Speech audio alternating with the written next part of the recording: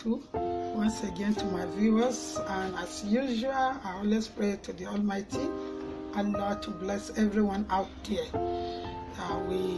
I would like to continue with types of diet, how it looks like, what diet will contain to make it a diet, and why it should be like that before prescribing or recommending such diet for people.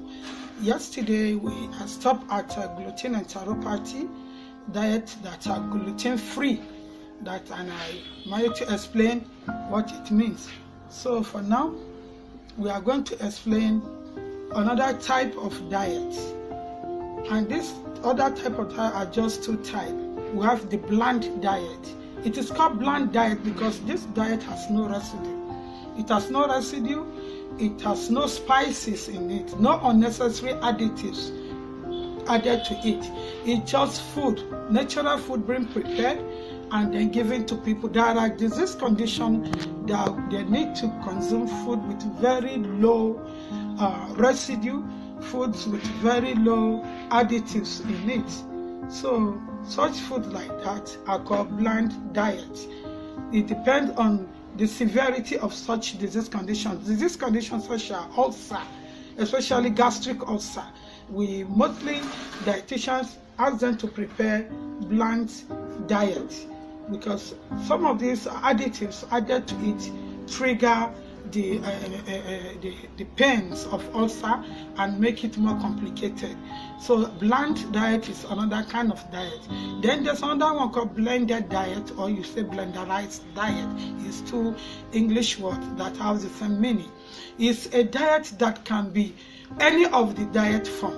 It can be soft diet, it can be liquid diet, it can be fluid diet, it can be hard diet, it can be blend diet. But this time around, that diet will not be served or prescribed like that to the patient. It will be blended, it will be blenderized, that is, mill it in a blender and make it extremely soft. It's a kind of diet that you can convert another type of diet into soft diet. Let's say you prepare yam and egg sauce for a patient that need high calorie, and we found out that this patient at this stage cannot chew this yam, but you are targeting the calorie found in yam. As we are told, the diabetes food composition, diabetes food exchange list give us that a quarter cup gives up to 80 kilocalorie of yam. See, yam has very high calorie. So when you are targeting this calorie to give to this person, so that it will trigger the calorie intake and then boost something in that body system to make that person begin to respond positively, you prepare that yam and egg sauce. It is very high calorie diet. You see, it's a high calorie diet that is hard, and then you later convert it back to soft diet by blending it and adding certain amount of clean water to it, maybe 250 ml the water that is equivalent to 1 cup, or 500 ml water equivalent to 2 cups, until you get the softness, the consistencies of that diet to make it a soft diet. Then you give to that person. The only difference between that person and whoever chewed that food is that you help that person to pass the stage of chewing. That person will don't need to chew that food.